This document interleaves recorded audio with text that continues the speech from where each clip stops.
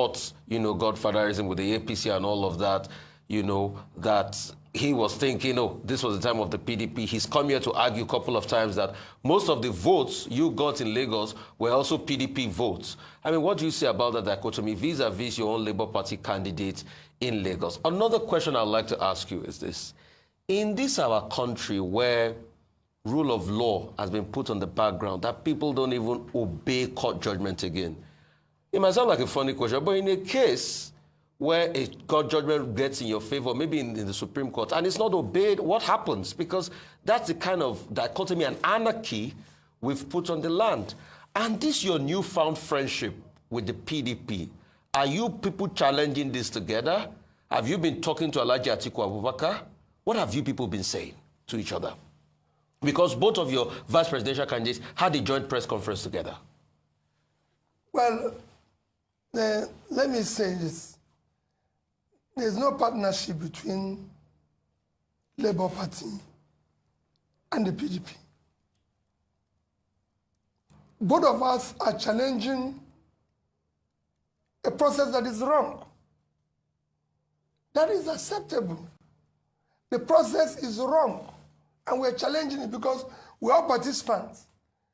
It's like there's several people are involved in a competition, and it goes wrong, and they come together and say, it happened.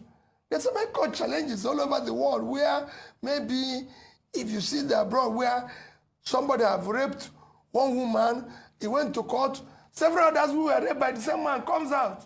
They're not acting jointly, but because they have been a victim of the same man. But both of you are saying you won the election. No. Alhaji Atiku Abubakar is saying you won the election. You two are saying you won the election. No problem. That is why we want to check the process. It is not the process that will say who actually, rightly, received the highest number of rightful votes cast in the said election. Because what is important is who received the highest number of rightful votes cast in the election and who has the spread. So if we do the right things, this is what we are claiming now is because of the confusion that was deliberately created by INEC. If they had done the right things, we won't be here. Nobody will be arguing.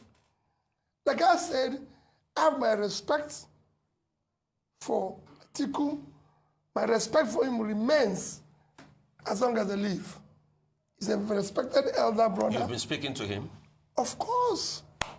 As regards this election? No, not as regards the election, but any other issue. We have always remained close. He's my respected elder brother. On issue of Nigeria, we are two different candidates. I'm committed to a new Nigeria, committed to doing things differently. And my commitment is total. But my commitment does not in any way affect my respect for him or Tinubu. I will remain respectful to them. On issue of Lagos, the Labour candidate in Lagos remains the best candidate. Is true and thorough Lagosian from a family that everybody is well known. His educational background, his age, everything is not in question. And he has the right age and the right energy. And I support him 100%. So do I do whoever Labour candidate that will be choosing through the right process. I told you here that we don't have candidates everywhere. We have maybe 5, 6, or 7 candidates, and I support them. Wherever you see me not supporting our candidate, Labour Party, especially our chairman, must have maybe worked with them in partnership or somehow to be able to achieve what we achieved in the last election. And Labour as an institution is bigger than me. And I respect and take the ratings of the chairman. Because we want to build institutions so it will work. Even if I'm the leader, I believe in the institution. And I must respect the institution. Not some of the rascalities I saw in other parties that makes it not work. Because people think they are bigger than the party. I'm not bigger than Labour Party. Labour Party remains bigger and also whatever directives. So I assure you we support GRV, and I can tell you he's a fantastic candidate. Okay, Mr. Obi, here is a friend of yours. I don't want to name him on television. Responding to the point you made about age. Maybe you want to clarify that. He says, remind Peter that if he's going by age, at 63 years, he himself isn't qualified. We should be talking about credibility and the characteristics of leadership, irrespective of age. 63 years. Who is 63? Well, that's what he's saying about you. I'm just reading what he sent to me. He said, it's not about age. The task of nation building is a mutual responsibility between the young and the old. The old contributing experience and maturity, and the young collaborating with audacity and diversity. In the USA, that he quotes, the use of age as a criterion for any job is considered discriminatory, just like religious and gender discrimination. So Peter Obi is out of place using age against his co-contestants. That's what this person said. Remember when I quoted age? I wasn't talking about myself. Remember? Yes, I didn't say so. They asked me that somebody said 40 years is too young for Lagos State. Yeah. That was when I said that people who are talking about age, that is them that are above 75 should actually retire. But let's not compare age in the US and here. Please. Ruben, in the US, life expectancy is 72.5 years. In Nigeria, life expectancy is 54. So at 70, you've actually passed 16 years. Your life expectancy. You already had expired product. Yes, we should have gone. So, and some of these people who are saying this have contributed why people are dying, where we have high infant mortality. So let's not compare the two. It's not the same society. Life expectancy, somebody who is 80 in America is different from somebody who is 80 here. So you cannot compare the two of them. I'm not going to go into life expectancy, but I assure you, and two, I'm not 63 years old, Ruben, as maybe right, maybe wrong. My affidavit letter, which I secretary alone my mother gave me since 1970, is that I was born in July 19th, 1961. On what market day was that? So if anything is wrong, For the benefit of the man asking the question. if anything is wrong, I hold my mother responsible. But she's been a wonderful woman. I didn't have the privilege of my father giving me any, so it's my mother who gave. So if you follow it, Ruben, I'm still going to be 62 in this July. So I'm not, I'm not comparing the age and all that. But I assure you of my commitment is, and I listened to what he said, we need experience of age. But the age and the old have not used that experience. Rather, what they are doing is claiming experience in failure. They've not used it to progress the place. Rather, they tell you, do you know I've been doing this for 30 years? And so what? The place failed. How can you claim experience in failure? If you have been doing it for 30 years and we're in this mess, then you should actually cover yourself in shame. Not saying, I've been around for 20 years. Thereby, it's my entitlement. No. You have to claim entitlement where things are progressing, where things are going well. And that's what it should be. Okay. Now, one of the reasons why the age conversation has come up, particularly with Gbadebo Rodsvivo in Lagos State, is also looking at his political experience. So beyond just his biological age, what some people have said is that he doesn't have that political heritage. He doesn't have that experience in governance and public service. I'd like you to speak to that, please, because it's beyond age. It's also the fact that, so you talked about the fact that he went to MIT, fantastic, Ivy League school. However, they're saying that if you're going to, govern a diverse cosmopolitan city like Lagos, you would need more than an MIT certificate. What do you have to say to that? Which experience? When you talk about experience, you know, my sister, when I was campaigning to be governor of Anambra State, I've never worked in government. I've never had anything to do with government. I was faced with the same thing. I was his age. I was just about, I started campaigning in 2003. 2001, I was just 39. By the time that the election took place, I was 41, 42. So I was at that age. And it was the same thing. People were saying, hey, who is he? He has never worked in government before. He has not done this before. The only experience they can claim is the same experience of corruption, experience of stealing, experience of doing the wrong thing. In fact, at times it's good to bring somebody who doesn't have that experience so he can clean up the mess. I came in without that experience, and when they wanted to teach me that experience, I told them they are wrong.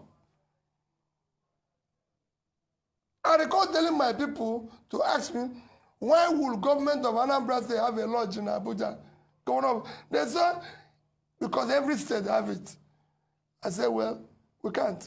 The governor doesn't live in Abuja, so shut it down. Why would this one happen? Why is the government going to have 18 guest houses? They say because that is all them, because you have guests. These are things we shut down that made us have the money to do the work. So the experience they have is the experience I'm trying to remove. That's the structure that I'm telling you about. What you saw is challenging now is the structure that we are saying we have no structure, we have no structure. That's the experience. As far as I'm concerned, he's at the right age, the right energy, the right educational background. Whatever there is that you think is lacking, because of his exposure and everything, he will be able to read it. A job of a leader is always listening and learning. Okay. And I did that, and we succeeded. Listen to the people, do what they want, prove your integrity, and look at your background, where you're coming from. Remember that if you steal, it's going to show in the alumni listen of MIT that you're not a thief. Okay. Okay, real quickly, so just to get it clear, you were born in 1961. That means you're going to be 62 this year. Yeah. Secondly, I'd like to ask, what is now the level of your relationship with Governor Soludo of Anambra State? Because we remember the brouhaha about the letter that was written then. We remember all that transpired. And the fact that the words were, oh, you are not prepared, you are probably going to hinder, you know, the Igbo chance and things like that and all of that. And what's your reaction to people that call you an Igbo presidential candidate? I win only 2 states. Eh? I win only 2 states. You said you win only 2 states. Yes, but you've won more than 2 states today and you're challenging further. So what's your reaction to all the things Governor Soludo said? And what would you like to say to Governor Soludo now if he's watching with all of this that has happened? First is that Governor Soludo remains, number one, my respected elder brother. Always. He's my governor, so I respect him as my governor. And I always remember in prayers that he governed the state very well, because at the end of the day, I live in Onitsha. If anything goes wrong, it affects me directly. So I always remember him in my prayers, and I always wish him well. We never had any agreement. His political understanding or his stand does not in any way affect me. We're family, and we remain family. And I will never in any way make comment and everything. Whatever what he said, like I said when he said it, that he's a professor and a trader. So 2 of us have different ways of reasoning. You can't expect a professor, a trader to be thinking like a professor. Neither will a professor, but that's where we are. So there's no problem between the 2 of us. We are friends. And will remain so. Well, for this, on the other, what you mentioned about the issue of age, I'm not against age. If you're 70 and you're healthy and everything, I only said age should not be used, especially to talk about inexperience. I'm also saying that age at certain times should be used to say you can no longer physically, because the job requires physical energy. I can tell you, go and ask those who know me very well, I used to travel to London and back here 3 times in a week. I arrive in the morning, come back in the evening, arrive in the morning, come back in the evening. Today it's not possible. I was doing it when I was 30s, up to 40. Today I probably need to break it. So if I get to 70-something, it won't be the same thing. If there's anybody who can move anywhere, I went to not just 36 states when I was campaigning, I went to over 100 places. If I go to your state, which state are you? Ogun State. Thank you. Go. I'm the only person who went beyond one. Listen, if I go to Ogun, I'll visit another place. If I went to Oyo, I went to Ogbomosho. I went to Oyo State. I went to Adamawa. I was in Numan. I was in Mubi. I was in Medugri. I was in Biu. I went to Edo. I was in Auchi, Uromi, and this. It was possible.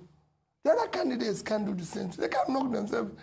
It has to do with physical energy. Well, Mr. And it's important. We have to begin to wrap up now. Thank There's you. just one more thing for you to respond to. There's something circulating on social media over the weekend that you were a member of the Association for Better Nigeria that supported the annulment of the June 12, 1993 presidential election.